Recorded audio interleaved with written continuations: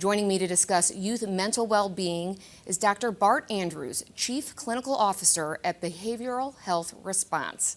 Thank you, Doctor, for joining us today. You're welcome. Following Dragan is a tough act. Put ourselves in a situation to follow a kid that when I walked away from him, I thought, okay, I need to do a little bit better myself. How important is this to see kids that might be struggling in that way and address it? Well, what Dragan hit on is incredibly powerful here.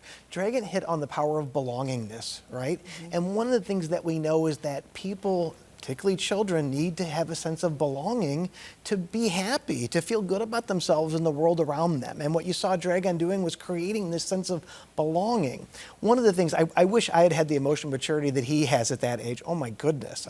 But you could just see, he could tell when these kids were struggling. And his immediate response was, let's include them. Let's do something about this, right? Is there a difference between including and belonging? Is there a different feeling? It's a wonderful question, right? I think it's really hard to feel like you belong when you're not included in things, right? So I think they go hand in hand. And I think you saw an excellent example. That one young lady said, this is the first club I've ever belonged to. That was incredibly powerful, right? And one of the things you see in our culture today, and this is one of the things that Dragan is fighting, is we've professionalized belonging. Kids belong to hockey clubs and archery clubs, right? Soccer clubs, all these things that are professionalized. And they're not joining clubs like we used to when we were kids. We'd make our own club. We'd go hang out in the woods in a fort that we built, right?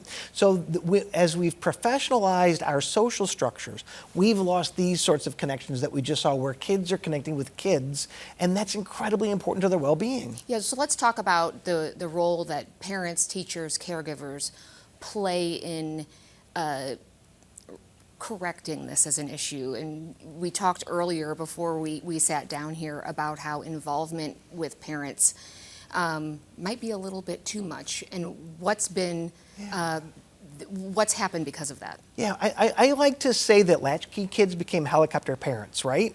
And so one of the things that we see is that we have more time with our kids face-to-face, parents and kids, than we've ever had in the history of tracking parent-child contact, right? At the same time, the amount of time kids spend with each other unsupervised is at the lowest level since we've been tracking it. And so what we've done is we have really kind of parentified all of our children's experiences. They're either with teachers, or they're with coaches, or they're with parents. They're not hanging out just with each other unsupervised anymore.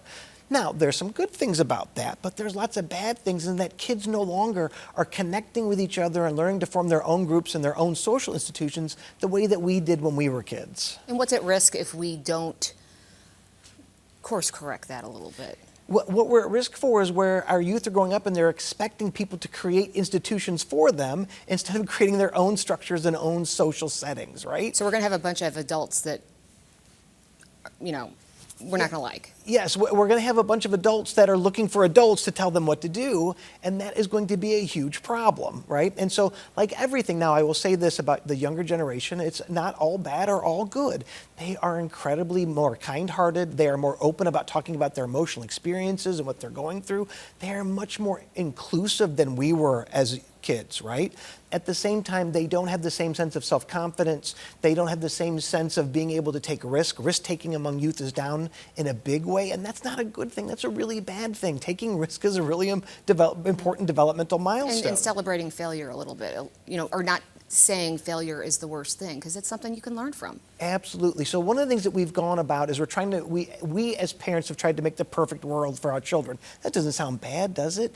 But it has problems because the world isn't perfect. The world is an inherently dangerous, unsafe place, and there are people that are mean to us sometimes, and there are times we don't get what we want, and there's times we try things and we fail at them. This is important. We need to have our kids have these same experiences that we had so they learn to get over them the way that we had to get over them. So they're not filling that toolbox with the tools they need to get through things that are tough, to address things that might be challenging. That's correct. The youth today are more educated, they're more aware, they're more knowledgeable than we were as kids, but they have knowledge of things that we didn't want to know as young kids, and they lack the tools to get along with each other, to communicate with each other, and to solve each other's problems without getting an adult involved. Mm-hmm. In fact, one of the things that we've seen recently is that the suicide rate is actually correlated with return to on-site schooling. During COVID, the suicide rate among our young folks plummeted until they returned to school. Only when they returned to school did we see the suicide rate increase. And when we looked at some data to kind of figure out what was going on, the primary driver was negative social interactions with other kids. Kids are bullying me, kids are mean to me. Well, guess what? That's kind of part of life, isn't it? That sometimes we have interactions with people that aren't pleasant, and we need to be able to learn how to adjust and work those things out with each other, and that's not happening anymore. Well, how do you balance between the toughen up, get over it, but then actually recognizing and addressing something that might be a mental health issue? Oh, that's a really important question, right? I have an 11-year-old. I need you to answer this question before we wrap up. This is really important because both things are true at the same time. So first, validating their experience is incredibly important. Yeah, this hurts. This is painful. Now we need to build self-agency. It's not enough to acknowledge that the world causes us pain and suffering. Part of this is also acknowledging, guess who's the only person that can do anything about that? You. So what we need to be doing is validating experiences and also creating self-agency that you can do something about this. You can choose how to respond to this. We've entered an era where if someone says something that hurts your feelings, the option is to shut that person up or make that person feel bad, or they should get in trouble for saying something bad. Maybe, but also maybe part of this is learning to choose not to be upset when people say things that are stupid or short-sighted. But that sounds so easy, right? And you know, if you've got parents who were raised to, you keep your personal mental health issues buried, or you don't talk about it, you don't tell people, and then that continues to go on, it's a tough place to be. It is a really tough place to be, and in fact, and it's all coming from love, but maybe not, you know, getting the right result. So it's children need love, they need validation, but they also need to build resilience. They also need to feel like they can do things, that they have power in their lives, that they can make choices. It's really important. One of the things, there is actually a Dr. Jonathan Haidt, who is a social psychologist, in his book, The Coddling of the American Mind, talks about this. There's a whole form of therapy called cognitive behavioral therapy, where we teach people to minimize threats, maximize coping resources, don't distort things, don't assume things that aren't true to be true. We're teaching our children the exact opposite. We're teaching them how to catastrophize.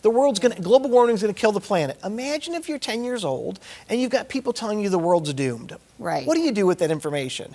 First of all, it isn't even accurate information. Second of all, what we're doing is we're scaring our kids to death. Who's telling them that? I wonder who possibly could be telling folks about global warming and the world's going to end. Well, okay, we've only got a few seconds left.